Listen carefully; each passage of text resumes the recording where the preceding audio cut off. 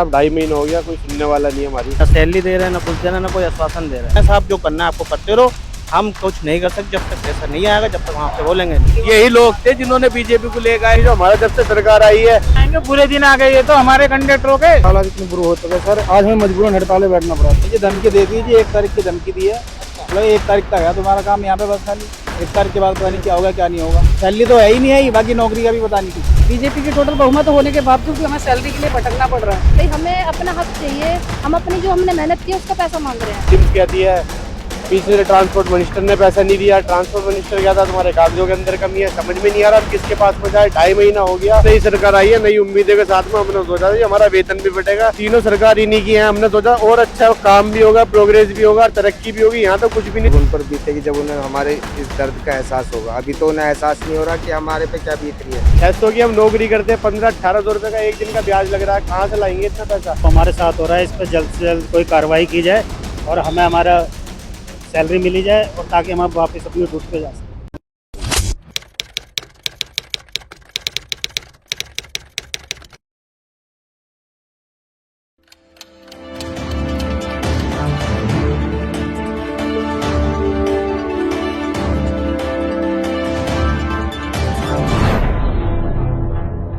तीन महीने से जेब खाली है, घर का चूल्हा ठंडा है और अब हालात सड़कों पर उतर कर रहने को हो चुके हैं। नमस्कार, आप देख रहे हैं नमन सत्य न्यूज और मैं हूं आपके साथ राहुल शुक्ला। दिल्ली की सड़कों पर रोजाना लाखों लोगों को लेकर चलने वाले आज खुद सड़कों पर रहने को मजबूर हैं। और दरअसल मैं ये इसलिए कह रहा हूं क्योंकि देखिए, ये आप देखिए, ये इस वक्त हम मौजूद हैं डीटीसी के जो माफ कीजिएगा, दिल्ली के जो क्लस्टर बस हैं, उनके जो कंडक्टर हैं वो अब हड़ताल पर हैं। उनका कहना है कि पिछले 3 महीने से वेतन नहीं मिला है और ऐसे में हालात घर के बहुत दयनीय हो चुके हैं।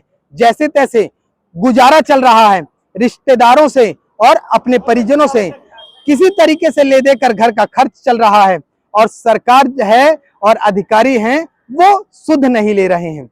ऐसे में लोग बहुत परेशान हैं। जब इनसे बात की गई, कई लोगों से ऑफ कैमरा जब बात की गई, तो ये बहुत भावुक हो उठे।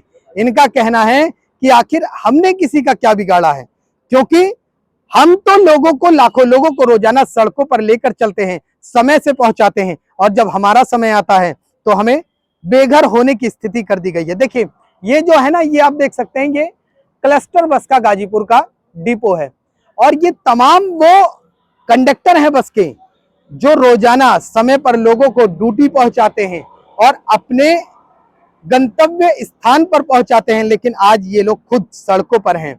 ऐसे में इन्हीं लोगों से अब बात करेंगे कि इनका क्या कुछ कहना है, क्योंकि जिस तरीके से स्थिति है उसे देखकर शायद आप भी बहुत भावुक हो उठे, क्योंकि 3 महीने से जेब खाली है और ऐसे में अगर 1 गिलास पानी बाहर पीना पड़ता है तो उसके लिए सोचना पड़ता है। सर क्या कहेंगे, जेब खाली है? बिल्कुल जेब खाली है जनाब, 2.5 महीने हो गया, कोई सुनने वाला नहीं है हमारी।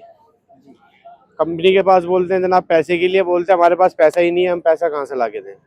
कंपनी कहती है हम डिम्स के पास जाते हैं, डिम्स कहती है हमारा पैसा रिलीज नहीं हुआ। डिम्स कहती है पीछे से ट्रांसपोर्ट मिनिस्टर ने पैसा नहीं दिया। ट्रांसपोर्ट मिनिस्टर क्या था, तुम्हारे कागजों के अंदर कमी है, समझ में नहीं आ रहा हम किसके पास में जाए। 2.5 महीना हो गया, जब भी हम अपने अफसर से बात करते हैं वो एक ही बात बोलते हैं कि हमारे पास पैसा नहीं है, आप हड़ताल करो या कहीं भी जाओ। जब हमारे पास पैसा आएगा, 2 दिन में आए, 4 दिन में आए, 4 महीने में आए, जब भी हम आपका पैसा रिलीज करेंगे, उससे पहले हमारे पास कोई पैसा नहीं है। उन्होंने साफ साफ मना कर दिया है। घर के हालात कैसे हैं? घर के हालात ऐसे हैं जनाब, पिछले महीने ईद थी, कर्जा लेके अपना ईद मनाई, उसके बाद में फिर घर का खर्चा आ जाता है, बच्चों की फीस आ जाती है। किसी से 2-4-5 हजार रुपए लिए, टाइम दिया हमने, टाइम देने के बाद में कि हम 5 तारीख को दे देंगे, कंपनी ने सैलरी नहीं दी, तो वो हमसे कहते भाई तुम तो टाइम देने के बाद भी पैसा वापस नहीं कर रहे। ऐप के थ्रू ब्याज पे पैसा लिया, वो पेनल्टी पे पेनल्टी लग रही है, सिविल खराब हो गया। ब्याज वालों के फोन आते हैं तुम्हारे घर आ जाएंगे, वहां के तुम्हारी बेइज्जती करेंगे, हमारा पैसा वापस करो। कंपनी सैलरी नहीं दे रही, हम पैसे किसका कहाँ से वापस करें। हम तो दिन पे दिन और मेंटली डिस्टर्ब और होते चले जा रहे हैं पैसे की तरफ से। कोई हमारे पास आ नहीं रहा, ना पूछ रहा, ना कुछ कह रहा। कुछ हमसे ये तो कहें कि 10 दिन में पैसा आ जाएगा। भाई हम तो गाड़ी निकालने के लिए, चलाने के लिए तैयार है, हम तो काम करने के लिए आगे नहीं है। कोई हमारे पास आए तो सही। जो भी आता है बस एक ही आश्वासन देता है कि भाई पीछे से पैसा आएगा तो हम देंगे, जब हमारे पास पैसा नहीं है तो हम कहाँ से लाके दें। बिल्कुल, देखिए ये स्थिति है जो क्लस्टर बस के कंडक्टर हैं, उनकी ये स्थिति है। कह रहे हैं कि अब रिश्तेदारों को भी जब फोन किया जाता है ना, तो वो अब फोन भी उठाना बंद कर चुके हैं। उनको लगता है कि कहीं ऐसा ना हो कि कर्जा मांग ले। क्या इसी तरीके की कुछ स्थिति है? जी बिल्कुल। नमस्कार सर, मेरा नाम संगीता है। इस तरीके से हमारी सैलरी होती है तो उस हिसाब से हमने खर्चे बंधे होते हैं। जैसे कि बच्चों को फीस क्या देनी है, ठीक है, रेंट कितना देना है, घर का खर्चा कैसे चलाना है, कन्वेंस क्या करना है, सर अभी सारे पेंडिंग चल रहे हैं। उधार भी कब तक लो, ब्याज पे पैसा लेते हैं तो उतना ही अमाउंट होता है, ब्याज कहाँ से पे करेंगे। 3 महीने हो गए सर हमारी सैलरी नहीं आ रही है। हालात ऐसे गुजर गए, बच्चे घर में बैठे हुए हैं, खाने पीने का गुजारा ठीक से नहीं चल रहा है। जिस डिपो से आप बस लेकर निकलते थे, अब देख रहा हूं कि उसी डिपो पर आपको कहा जा रहा है कभी इधर खड़े हो जाओ, कभी इधर खड़े हो जाओ। मतलब नौकरी तो भरोसा ही नहीं है। और साथ ही साथ जिस डिपो में आप रहते हैं, जिस लोगों से आप सामंजस्य बनाकर चलते हैं, आज वो भी गैर की तरह व्यवहार कर रहे हैं। जी सर बिल्कुल, हमारे साथ यही हो रहा है सर। अंदर खड़े होते हो तो बोलते बाहर खड़े होकर इंटरव्यू देना, अंदर बाहर खड़े होते तो बोले यहाँ पे नहीं करना, अंदर जाके करो। मतलब हमारी वैल्यू ऐसी हो रही है, अंदर बाहर कुछ भी वैल्यू नहीं रह रही है इस टाइम हमारी। नौकरी का है वो, उसका पता नहीं है, सैलरी है वो, घर है घर भी नहीं चल रहा। मतलब सारी स्थिति हमारी ना अस्त व्यस्त हुई पड़ी है इस टाइम। करें तो करें क्या जी, करें तो करें क्या, समझ नहीं आ रहा ना। पेमेंट आ नहीं रही है। डिपो वाले कहते हैं कि डिम्स वाले नहीं दे रहे, डिम्स वाले कहते हैं कि ऊपर से गवर्नमेंट नहीं दे रही है। तो सर हमें तो सैलरी से मतलब, हमें ये थोड़ी बात कौन नहीं दे रहा, ट्रांसपोर्ट से सैलरी नहीं आ रही है, ठीक है। हमारी जब बच्चा रोता है तो माँ तभी दूध पिलाती है कि माँ को पता चल जाता है कि बच्चा रो रहा है। लेकिन फ्रेम पर देखिए, जब माँ ही रोने लगेगी तो माँ का ख्याल कौन रखेगा। जिस तरीके से एक सरकार की जिम्मेदारी है, तमाम लोगों की जिम्मेदारी है, ऐसे में इन माँओं का ख्याल कौन रखेगा जिनके बच्चे घर पर आज भी रो रहे हैं और कह रहे हैं कि मम्मी इस चीज की जरूरत है। और मम्मी क्या करें जब मम्मी को 3 महीने से वेतन नहीं मिला। तो क्या ही करें, क्या ले जाएंगे उनके लिए, कहाँ से करें हम। सैलरी आए तभी तो कुछ करेंगे। इतनी दिक्कत परेशानी हो रही है कि बच्चे मतलब रोज फोर्स करते हैं हमें, और हम रोज क्या बोले उनके सामने।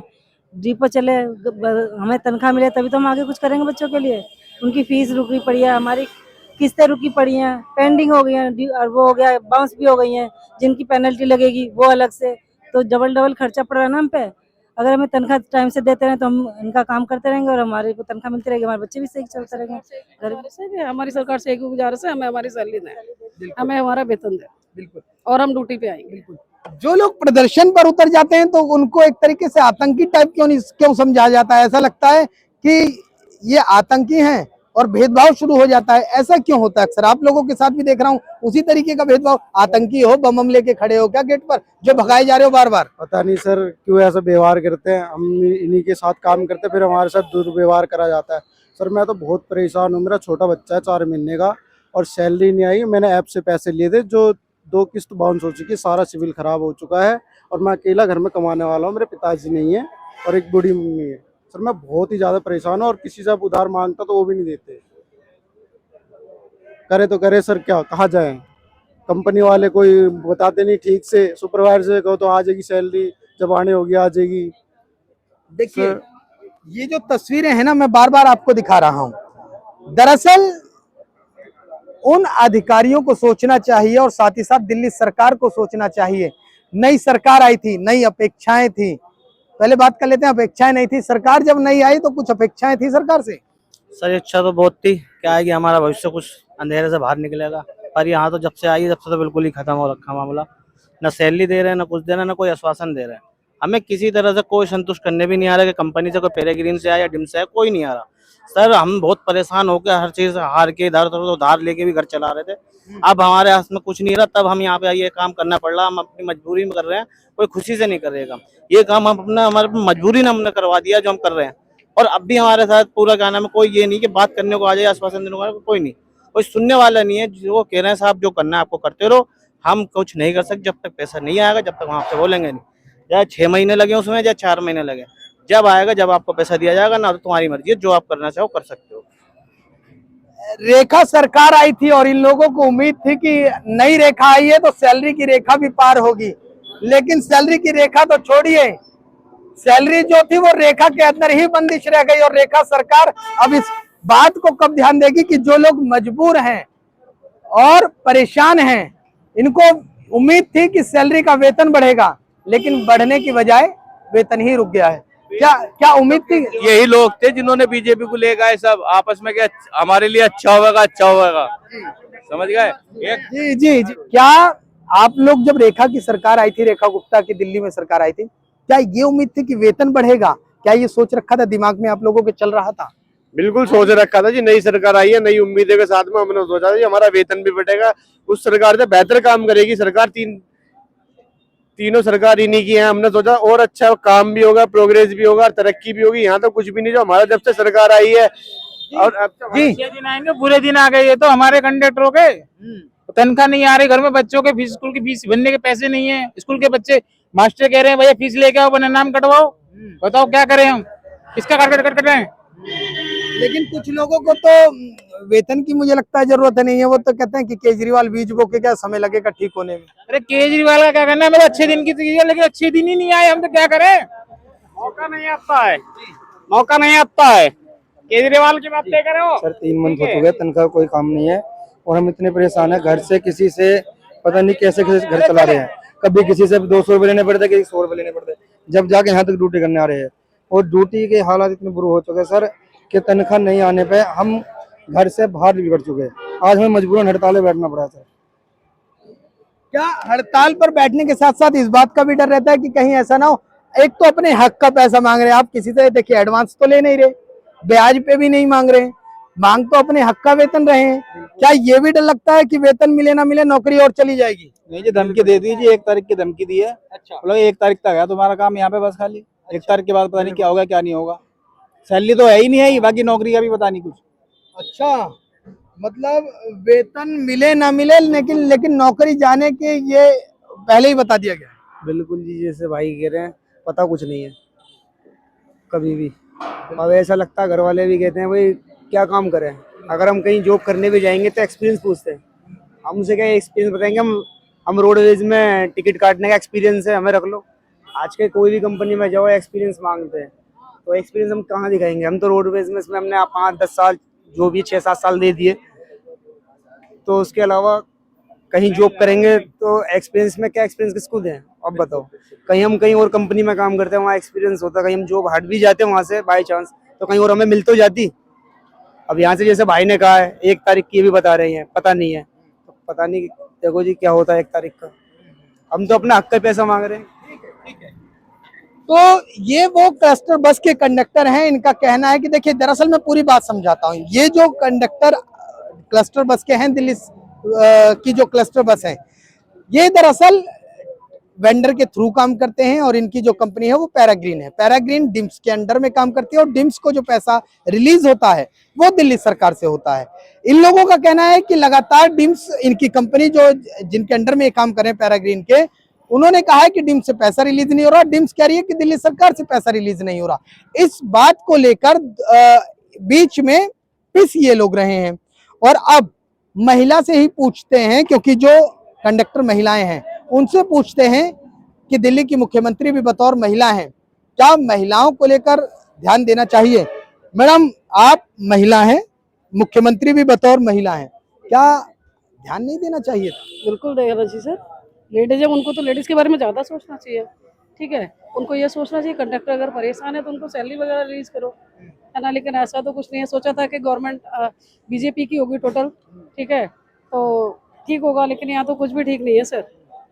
बीजेपी की टोटल बहुमत होने के बावजूद भी हमें सैलरी के लिए भटकना पड़ रहा है। ठीक है, क्या है सर, ये गलत है। ये एक महिला होकर महिलाओं के साथ गलत हो रहा है। महिलाओं क्या, टोटल सभी के साथ गलत हो रहा है। ठीक है, 3 महीने से हमारी सैलरी नहीं आ रही है। कौन जिम्मेदार? इसकी गवर्नमेंट जिम्मेदार है इसके लिए। केजरीवाल जी के टाइम पे सैलरी टाइम से आती थी, जब से ये रेखा जी आई हैं सैलरी में इशू आ रहा है। ठीक है, एक ही चीज़ है हमारी कि हमारा सैलरी दो और हम लोग अपने काम से आए। शाम को घर पहुंचते होंगे, बच्चा कहता होगा पापा कुछ लाएं, और पापा के चेहरे पर सिर्फ क्या होती है, वो मायूसी लेकर आए होते हैं। तो क्या कहेंगे, चीज जब बच्चा पूछता है तो इसके हालात ऐसे ही होते हैं कुछ? सर फिलहाल में तो बहुत ज़्यादा परेशानियां चल रही हैं, बहुत ज़्यादा दिक्कत हो रही है। स्कूल भी खुल गए हैं, उनकी भी फीसें देनी है, किताब कॉपियाँ भी लानी है, पर लेकिन पैसा नहीं मिल पा रहा है। उसकी वजह से अभी सब कुछ बिगड़ा हुआ है। बहुत ज़्यादा परेशान है। मेरी रिक्वेस्ट है सरकार से भी कि हमें जल्दी से जल्दी हमारे पैसा दिया जाए, हमें सैलरी दी जाए और हम अपने काम पर लौट जाए। हमारा भी नुकसान हो रहा है, जनता भी परेशान हो रही है। हमारी वजह से, इसलिए हम चाहते हैं कि हमारा पैसा हमें मिल जाए। बहुत ज़्यादा परेशानी के से गुजर रहे हैं हम फिलहाल में, कृपा करके हमारी सैलरी हमें दी जाए। देखिए ये जो तस्वीरें है ना, ये मैंने आपको दिखाया कि एक भारी संख्या में लोग यहाँ पर जो कंडक्टर हैं क्लस्टर बस के वो मौजूद हैं। सिर्फ इतने ही लोग मौजूद नहीं है, थोड़ा सा आगे बढ़े, कुछ लोग लाइन से जो लीग है लीग से हटकर भी खड़े हैं, क्योंकि वो चाहते हैं कि दरअसल देखिए हर आदमी अपनी पहचान छिपाना चाहता है। वो चाहता है कि घर वालों को और परिजनों को, ये रिश्तेदारों को ये ना पता लगे कि हम काम तो कर रहे हैं, देखने में तो हाथी के दांत बहुत बड़े हैं लेकिन वो दांत किसी काम के नहीं है। तो लोग कुछ ऐसे भी हैं, देखिए इस तरफ दिखाइए, कुछ ऐसे हैं जो इस लीग से हटकर खड़े हैं। वो चाहते हैं कि परिजनों को और रिश्तेदारों को ना पता लगे कि हम वेतन की हड़ताल कर रहे हैं। देखिए भीड़ बहुत लंबी है और ये वो तमाम लोग हैं जो अपनी हड़ताल पर खड़े हैं, और इन लोगों से भी बात करने की कोशिश करेंगे कि क्या कुछ इनका कहना है। भैया आप लोग भी हड़ताल पर हो या हड़ताल से हट करो? हड़ताल में ही है। हड़ताल में ही है। तो क्या बस वस नहीं चल रही है अब? नहीं, जब सैलरी आएगी जब तो चलेगी। अच्छा। हाँ, सैलरी नहीं आई 3 महीने हो गए। सैलरी आएगी फिर उसके बाद काम करेंगे। कब तक बस नहीं चलेगी, कब तक, क्या कहना है आप लोगों का? भाई अभी तो कोई पता ही नहीं है, अभी तो कोई अपडेट नहीं है।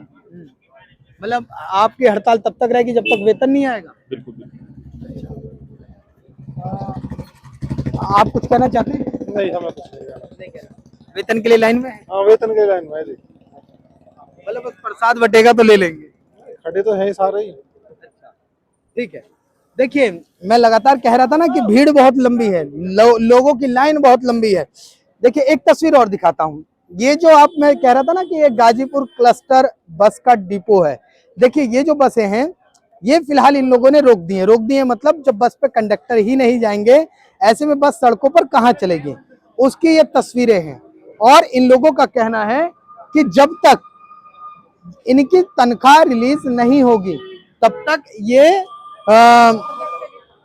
ये ऐसी ये जो बसें हैं, इस तरीके की ऑरेंज कलर की बस होती है क्लस्टर बस, उसको नहीं चलने देंगे। ये फिलहाल डीटीसी की बसें हैं। क्लस्टर बस इसके दूसरी साइड है, वो भी खड़ी हैं। ये भी क्लस्टर ही है। अच्छा, ये आसमानी, हाँ। अच्छा, वो ऑरेंज वाली बंद हो गई थी, तो वो आसमानी वाली जो बसें हैं ये क्लस्टर की ही है। अच्छा। और जितनी बसें आसमानी खड़ी हुई है हमारे डिपो गाजीपुर की हैं, और जो अभी नहीं चल रही है। देखिए मैं कह रहा था ना ऑरेंज कलर की है, दरअसल ऑरेंज वाली तो है ही। इनका कहना है ये भी क्लस्टर बस है, और ऐसे में ये तब तक सड़कों पर नहीं दौड़ेंगी तब तक इन लोगों की सैलरी नहीं आ जाएगी। और एक भारी संख्या है बसों की भी और उन कंडक्टरों की, दोनों ही खड़े हैं। बस खड़ी है इस ताक में कि कंडक्टर बैठे तो बस चले, और कंडक्टर इस ताक में है कि तनख्वाह आए तो तब चले। अब दोनों एक दूसरे की ताक में है, लेकिन जो सरकार है वो इनकी तरफ ताक नहीं रही है। क्या कहेंगी? सरकार को ध्यान देना चाहिए सर, सरकार को सैलरी देनी चाहिए। हमारी सैलरी जायज, हम लोग मेहनत करते हैं, ठीक है। लोगों को हमारी वजह से बसें रूट पर नहीं निकल रही है, कितनी परेशानी हो रही है, यातायात में कितनी दिक्कत हो रही है। लोग आए दिन रूट से बस से जाते हैं, मोस्टली कितना ही होगा लेकिन बस से ही जाएगा, लेकिन अब जाने आने में कितनी प्रॉब्लम हो रही है। तो रेखा जी को सोचना चाहिए, यातायात के लिए बसें अगर छोड़ी तो उनको सैलरी भी देनी चाहिए, यही है।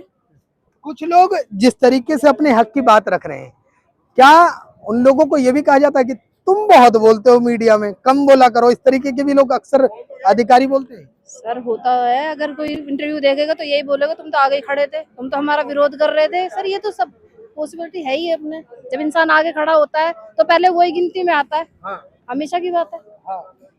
ठीक है, मतलब वेतन ना दो, जब तक वेतन ना दो, जब तक बर्दाश्त हो सके, जब तक कर्जा भर्जा, लोन फोन, मजदूरी, जैसे तैसे घर का खर्च चला लें, तुम्हारे विरोध में ना बोलें तब तक तो हम अच्छे हैं।